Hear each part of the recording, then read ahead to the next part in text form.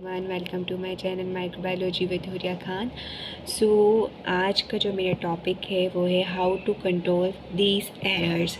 मतलब मैंने इससे पहले वाली वीडियो में आपको पूरा क्यूसी के बारे में पढ़ाया था और अब मैं आपको बताऊंगी कि हम अगर जो एनालिटिकल एरर्स आते हैं क्यूसी में, इसमें दो तरह के होते हैं, एक एक्सटर्नल और इंटरनल। जो एक्सटर्नल एरर्स होते हैं वो एरर्स होते हैं जो आफ्टर रिपोर्टिंग होते हैं, यानी कि जो आउटसाइड द लैब हो रहे होते हैं जब रिपोर्टिंग टाइप होता है, यानी कि जब आप रिपोर्ट्स डिलीवर कर रहे होते हो। ठीक है। और जो इंटरनल एरर्स होते हैं उनमें ये एरर्स आते हैं जो कि एनालिटिकल होते हैं, जो इनसाइड द लैब होते हैं। ठीक है। उसमें कुछ जो है प्री एनालिटिकल है जो कि आप सैम्पलिंग के टाइम होते हैं, फिर लैब में आने के बाद एनालिटिकल, फिर जब आप रिपोर्ट टाइपिंग कर रहे होते हो, रिपोर्ट्स दे रहे होते हो, रिजल्ट्स दे रहे होते हो, रिजल्ट जब आप दे रहे होते हो तो पोस्ट एनालिटिकल एरर। अब इन एरर्स को हम कंट्रोल किस तरह कर सकते हैं कि हम क्या करें कि जो पेशेंट आइडेंटिफिकेशन है सबसे पहले उसको करेक्ट करें, क्योंकि जब आप लैब में वर्क करते हैं as a microbiologist, as a pathologist, as a lab technologist, as a lab technician, so you must to know how to control the analytical and other errors in the lab. तो आपको ये चीज़ बिल्कुल clear होना चाहिए कि हम किस तरह से इन एरर्स को कंट्रोल करके अपनी लैब की, अपने हॉस्पिटल की रेपुटेशन को अच्छा बना सकते हैं। तो उसके लिए हमने जब सैम्पलिंग करनी है तो बिल्कुल ठीक करनी है, जिस ट्यूब में जो सैंपल जाएगा वो लेना है ताकि प्री एनालिटिकल एरर्स ना हो। पेशेंट आईडी सही लगानी है, नंबर सही लगाना है। उसके बाद जब हम लैब में सैम्पल ला रहे हैं तो हमारा एनालाइज़र कैलिब्रेट हो पहले से, उसमें कंट्रोल बिल्कुल ठीक तरीके से आ रहा हो हमारा। उसके बाद जो हम उस पर टेस्ट लगाएं एनालाइज़र पे, तो जब हम रिपोर्टिंग करें तो बिल्कुल हम उसका एक्यूरेट रिज़ल्ट दें। जाहिर सी बात है, अगर हमारा एनालाइज़र कैलिब्रेट होता रहेगा, डे बाय डे हम उसको कंट्रोल से चेक करते रहेंगे, तो हमारी रिपोर्टिंग, हमारे रिज़ल्ट में कोई एरर्स नहीं आएंगे। तो बेसिकली जो हमारे पास कंट्रोल करने का एरर है वो यही है। ठीक है। तो जो भी ट्रांसक्रिप्शन एरर होते हैं, पेशेंट प्रिपरेशंस होती हैं, अब हम क्या करते हैं जब सैम्पलिंग कर रहे होते हैं लैब के अंदर, तो हम दूसरी चीज़ों को भी यूज़ कर रहे होते हैं। मींस के कोई और काम कर रहा है, कोई जो है खाना खा रहा है, कोई पानी पी रहा है, कोई स्मोकिंग कर रहा है। मोस्टली जो लोकल लैब्स हैं वहाँ ये चीज़ें बहुत चलती हैं। तो अगर आप इस हालत में सैम्पलिंग कर रहे हैं तो जाहिर सी बात है उसमें इन्वायरमेंट का अफेक्ट तो होगा। जैसे कि हम सेंसिटिविटी या कल्चर लगाते हैं, तो अगर हमने स्ट्रीकिंग के दौरान कोई भी ऑर्गेनिज़म हम स्ट्रिक कर रहे हैं, या हम उसकी स्टैबिंग कर रहे हैं, या हम कोई और मीडिया प्रिपरेशन कर रहे हैं, उसके बाद जब हम उस पर वो ऑर्गेनिज़म लगाते हैं तो हमें कंटामिनेशन के साथ वो रिज़ल्ट देता है। मतलब कि जो ट्रू रिज़ल्ट है वो हमें नहीं मिल पाता, क्योंकि माहौल से, एनवायरनमेंट से उसमें कंटामिनेशन हो जाती है। क्योंकि आपको पता है bacteria are present everywhere in the world. हर जगह बैक्टीरिया प्रेजेंट है, तो हर जगह से कंटामिनेशन, एयर से भी, एनवायरनमेंट से भी वो आकर आपकी प्लेट में कंटामिनेशन कर देते हैं और आपको जो प्योर कॉरलिन्स मिलनी होती हैं वो नहीं मिल पाती। तो इसी तरह सैम्पलिंग में भी होता है, उसमें भी यही एरर आ रहे होते हैं। तो उनसे भी हमने जब रिपोर्टिंग करनी है, अपने लैब के मयार को अच्छा बनाना है, तो इस चीज़ का ख़ास ख्याल रखना है। General principles of control chart. अब जब हम कंट्रोल चार्ट देखते हैं, ठीक है, जो बहुत ही फेमस है लेविंग जेनिंग चार्ट जिसको कहा जाता है, तो उसके प्रिंसिपल्स क्या हैं, या कोई भी चार्ट हम प्लॉट कर रहे हैं तो उसके प्रिंसिपल क्या होते हैं। Control chart are simple graphical display in which the observed value as plotted versus the time when the observation are made। अब कंट्रोल चार्ट जब हम बनाते हैं तो एक इस तरह से ग्राफ बनाते हैं और उसके बाद हम उसमें वो वैल्यूज़ प्लॉट करते हैं। ठीक है, उधर भी वर्टिकल और हॉरिजॉन्टल दोनों उसमें। The control limits are calculated from the mean and standard deviation. फिर हम उसकी कैलकुलेशन करते हैं कि हम और स्टैंडर्ड डेविएशन निकालते हैं, उसके बाद जाके हम कोई भी एनालाइज़र पर कंट्रोल की वैल्यूज़ को मेजर करते हैं। ठीक है, तो इंटरनल क्वालिटी कंट्रोल में जो सीरोलॉजी टेस्टिंग में आता है वो क्या आता है, an internal quality control programme depend on the use of internal quality control control the charts and the use of statistical method for interpretation।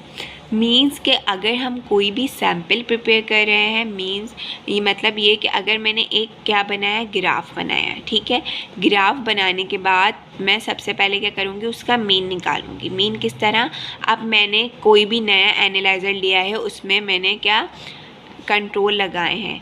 ठीक है, अब वो कंट्रोल मैंने 10 दिन कंट्रोल चलाए। पहले दिन मुझे क्या मिली, 0.2 मिली, फिर 0.4, 0.6, 0.8, 0.3, 0.6, तो इस तरह से वैल्यूज़ मेरे पास आती गई। ठीक है, अब उन सारी वैल्यूज़ का मैंने क्या करा, मीन निकाल लिया। मीन किस तरह निकलते हैं वो एक अलग वीडियो है, तो वो आप नेट से भी देख सकते हैं। फिर मीन जब मैंने निकाला तो मैंने वो जो एक चार्ट बनाया हुआ था, ठीक है, उसमें मैंने जो मेरा मीन आया उसमें मैंने बीच वाला इस तरह से एक लाइन डाल के और ये मीन की वैल्यू लिख दी यहाँ पे। ठीक है, अब जब मैं उस पर रिज़ल्ट लगाऊंगी तो फिर जब मैं उस पर टेस्ट लगाती हूँ, ठीक है, तो अब जो पहले दिन रिज़ल्ट आ रहा है वो मैं लिख दूँगी साथ साथ यहाँ पे। पहले दिन आया, दूसरे दिन आया, तीसरे दिन आया, तो जो रिज़ल्ट आएगा उसको मैं मैच करूँगी मीन की वैल्यू के किस साइड हो जा रहा है। ठीक है, तो अगर वो मीन के बिल्कुल करीब होगा, बिल्कुल मीन से मैच होता हुआ आएगा, फॉर एग्जांपल मीन मेरा आया 90 और रिज़ल्ट भी मेरे पास आ रहा है 90, तो वो रिज़ल्ट क्या है, एक्यूरेसी है, उसकी एक्यूरेट रिज़ल्ट आ रहा है। अगर मीन के करीब आ रहा है, मतलब पहले आ गया 89, फिर आ गया 91, फिर 92, फिर 95, फिर 88, तो ये बिल्कुल क्या आ रहा है, बिल्कुल मीन के करीब आ रहा है। ठीक है, जो कंट्रोल्स लगाए हैं उसके करीब आ रहा है, इट्स मीन ये क्या है, प्रिसीजन है। तो यहाँ पर भी जो है आपको थोड़ी ये टर्म्स क्लियर हो जाएंगी, प्रिसीजन और एक्यूरेसी।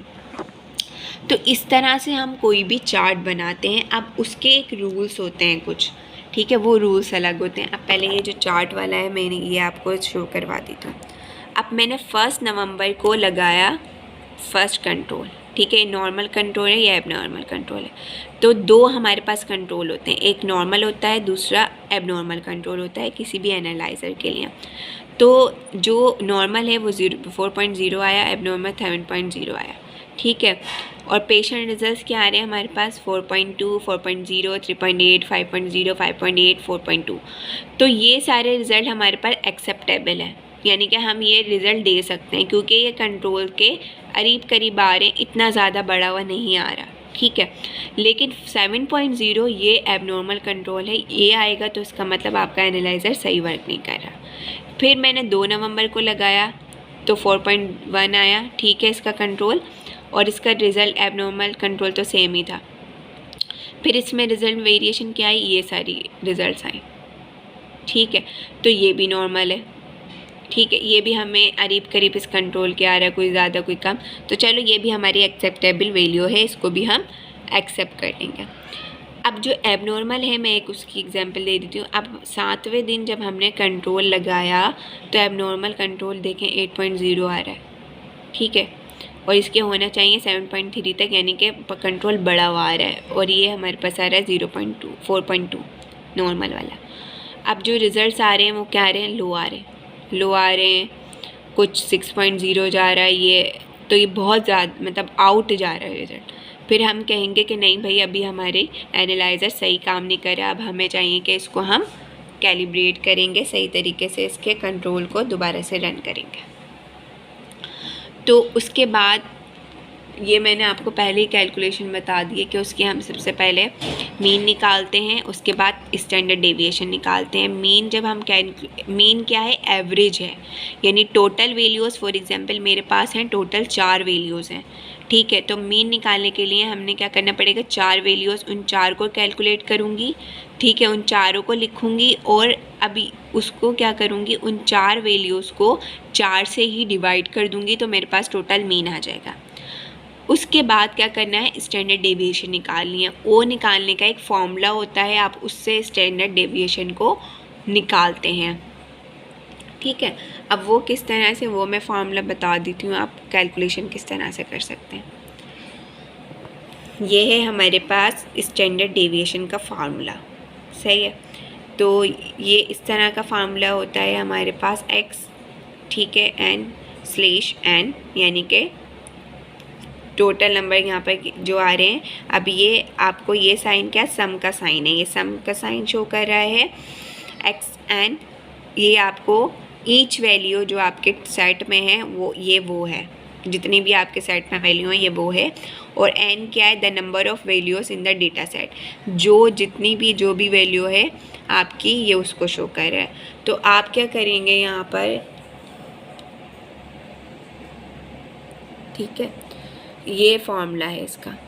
अब जो आपके पास मीन निकल कर आया है, यानी कि जो वैल्यूज़ हैं वो हम इसमें पुट करते जाएंगे। फर्स्ट वैल्यू, सेकंड वैल्यू, यानी कि xn क्या था हमारे पास, xn हमारे पास था each value in the data set, जो भी वैल्यू, जितनी वैल्यू आएगी हर वैल्यू को करेंगे। और n क्या है हमारे पास, the number of value in the data set, जो वैल्यूज़ हैं वो n है, ठीक है, टोटल। तो हर वैल्यू को रखेंगे और उसको हम कैलकुलेट करेंगे। जब कैलकुलेशन कंप्लीट हो जाएगी तो हमारे पास स्टैंडर्ड डेविएशन आ जाएगा। ये पूरा एक अलग टॉपिक है, कैलकुलेशन इसके अलग है, वो मैं आपको फिर बाद में बता दूँगी। अब उसके बाद हम क्या करेंगे, जब हमारे पास फिर हम क्या करेंगे, क्रिएटिंग अ लेविंग-जेनिंग चार्ट। अब हमने स्टैंडर्ड डेविएशन भी निकाल ली, कंट्रोल भी आ गए हमारे पास, मीन भी आ गया। अब हम वो चार्ट बनाएंगे, मैंने आपको बताया था, चार्ट बना के उसमें प्लॉट कर देंगे। प्लॉट करने के बाद जब लेविंग-जेनिंग चार्ट भी हमारे पास बन जाएगा, उसके बाद ये लाइंस, ये पॉइंट्स में इसलिए नहीं पढ़ी क्योंकि ऑलरेडी मैंने आपको समझा दी है किस तरह से आप स्टैंडर्ड डेविएशन निकाल लें, पॉजिटिव नेगेटिव कंट्रोल क्या हो रहा है, किस तरह से वैल्यूज़ आ रही हैं हर डे पे, वो मैं आपको नहीं बता रही इसलिए डिटेल में। अभी हम स्किप कर देंगे बीच से। ये हमारे पास बन गया लेविंग-जेनिंग चार्ट इस तरह का। ये आ गई हमारी कंट्रोल्स की वैल्यू, ये हैं डे, मतलब जितने हमने दिन लगाए, और ये है हमारा यहाँ पर मीन, ठीक है, ये मीन है। और ये हैं हमारे रूल्स, जिसको हम वेस्टगार्ड रूल भी कहते हैं, 3s 2s, ठीक है, +3s +2s +1s -1s -2s -3s, ये जो है वेस्टगार्ड रूल कहलाते हैं, ठीक है। तो उसके अकॉर्डिंग हम करते हैं। अब वेस्टगार्ड रूल क्या हैं, वो अलग अलग रूल मैं आपको बताऊंगी। अभी सिर्फ इतना समझ लें कि लेविंग-जेनिंग चार्ट इस तरीके से बनता है। ये सारी हमारे पास कंट्रोल वैल्यूज़ आ चुकी हैं, ठीक है। नीचे हमारे पास इतने हमने 19 दिन हमने कंट्रोल चलाया है, ये उनकी आ गई सारी, और ये हमारे पास रूल्स लग गए हैं। अब हम आगे इसको यहाँ पे देखें, यहाँ पे रन करवाया हुआ है। अब जब रन करवाया है तो ये देखें इस तरह से आ रहा है ग्राफ, नीचे देखें, नीचे भी इस तरह से ग्राफ आ रहा है, ठीक है।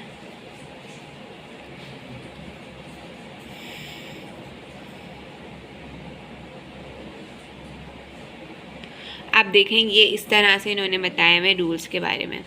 When an analytical process is within control, अगर एनालिटिकल प्रोसेस आपका एनालाइज़र पे जब आप टेस्ट लगा रहे हैं वो कंट्रोल में आ रहा है, कंट्रोल के साथ आ रहा है, 68% ओवरऑल QC आ रहा है, यानी कि अगर उसका 68% भी आ रहा है ना आपका आंसर, तो फॉल विद इन पॉजिटिव, यानी कि पॉजिटिव नेगेटिव कंट्रोल 1, ठीक है, स्टैंडर्ड डेविएशन 1s, तो उसकी स्टैंडर्ड डेविएशन 1s होगी, यानी कि वो एक्सेप्टेबल हो गए आपके लिए। Likewise, 95.5% of all QC values fall within +2 ±2 standard deviation, यानी कि 2s के रूल के मुताबिक आती हैं 99.5 पॉइंट्स जो QC की वैल्यूज़ होती हैं, ठीक है। About 44.5% of all data will be outside the ±2s limits when the analytical process in control. Approximately 99.7% of all QC are found to be ±3 standard deviation 3s of the mean. तो ये बता रहे हैं आपको, रूल्स के according बता रहे हैं कि अगर इतने % होगा तो आप इतने % इसको एक्सेप्ट कर सकते हैं और वो आपके लिए रिपोर्टिंग होगी या नहीं। अब जैसे यहाँ पर एज ओनली 0.3 और 3 out of 1000 points will fall outside the three S का रूल लग रहा है, any value outside of plus minus यानी positive negative 3s is concentrate to be associated with the significant error condition and patient result should not be reported. तो अगर 3s rule लग रहा है तो आप उस रिपोर्ट को मतलब वो रिज़ल्ट नहीं देंगे। इसका मतलब कि आपका एनालाइज़र सही काम नहीं कर रहा, ग्राफ सही नहीं है, कंट्रोल सही नहीं जा रहा, तो आप रिज़ल्ट्स भी नहीं देंगे, वो आपका सिस्टमेटिक एरर में आएगा। बेसिकली हम जो QC लगाते हैं अपने लैब्स में, जो हम कैलिब्रेशन करते हैं या फिर अपने एनालिटिकल एरर्स को करेक्ट कर रहे हैं, वो इसी वजह से कि सिस्टमेटिक एरर्स हमारे पास ना आए। सिस्टमेटिक एरर्स नहीं आएंगे तो ऑटोमेटिकली हमारी जो लैब की रिपोर्ट्स जा रही है वो बिल्कुल सही होगी। अब थोड़ा सा यहाँ से फोकस करके मैं आपको बताती हूँ। Systematic error is evidence bye a change in the mean of the control value. The change in the mean may be gradual and demonstrated as a trend in control values, or it may be apparent and demonstrated as a shift in control values. अब इसमें क्या आ जाती है? Deterioration of the instrument, light sources, gradual accumulation of debris इस sample, reagent dubbing. या तो आप reagent सही नहीं लगा रहे हैं, कंट्रोल सही नहीं लगा रहे हैं, या जो रिएजेंट है वो काफ़ी पुराना हो गया है, आप एक्सपायर रिएजेंट लगा रहे हैं, या आप उसको टेम्परेचर सही नहीं दे रहे, उसको इंक्यूबेशन सही नहीं दे रहे, या फिर आप उसको वो लाइटनिंग वो टेम्परेचर प्रोवाइड नहीं कर रहे हैं, या जो आप कैलिब्रेटर यूज़ कर रहे हैं वो सही नहीं कर रहे हैं। तो ये सारी वजूहात आती हैं सिस्टमेटिक एरर की। ठीक है। अब जो रैंडम एरर होते हैं वो क्यों आते हैं? Random error is any deviation away from N expected result. अब मैंने रिज़ल्ट कुछ और एक्सपेक्ट किया है और रैंडम एरर आ गया, एकदम से आ गया एरर, ठीक है, जो मुझे पता ही नहीं था, वो रैंडम एरर कहलाएगा। For QC result any positive और negative deviation away from the calculated mean is defined as a random error. There is acceptable or expected random error as defined and quantified by standard deviation. There is unacceptable unexpected random error, that is any data point outside the expected population of data। यानी जो data है वो आपका सही है नहीं, अचानक से एक रैंडम एरर आपके पास आ जाता है जो कि एक सिस्टम से नहीं आ रहा हो, जो पहले दूसरे दिन नहीं आ रहा हो, जो आपको पता ही ना, और एकदम से एरर आ गया। फॉर एग्जांपल अगर एनालाइज़र में जो है क्या हो गया, कोई भी अचानक से क्लोट सैंपल आपने सिप करवा दिया। फॉर एग्जांपल अगर आप हेमेटोलॉजी एनालाइज़र की बात कर रहे हैं, यहाँ पर मैं केमिस्ट्री की बात नहीं कर रही, तो आपने एक क्लोट सैंपल पिला दिया उसको, तो वो रिज़ल्ट कहाँ से देगा? तो मशीन रिज़ल्ट देगी नहीं, आप क्लोट फंस जाते हैं एनालाइज़र में, तो एक रैंडम एरर भी खिला सकता है। या आप अगर केमिस्ट्री एनालाइज़र की बात करें, वहाँ पर आपने एक एक्सपायर सा वो लगा दिया है फ़ौरन कैलिब्रेटर, ठीक है, वो एक्सपायर था, आपको पता नहीं, फ़ौरन आपने लगा दिया और फ़ौरन से रिज़ल्ट गलत आ गया, वो रैंडम एरर हो गया। तो इस तरह से कहीं जो है वो रैंडम एरर आते हैं। सिस्टमेटिक मतलब जो एक सिस्टम से चल रहे हैं, और रैंडम मतलब जो कि एक अचानक से आ जाए। तो that's about today. If you any confusion, any question, please you can ask me in my comment section box. Please like, share and subscribe my channel. Thanks for watching. Allah Hafiz.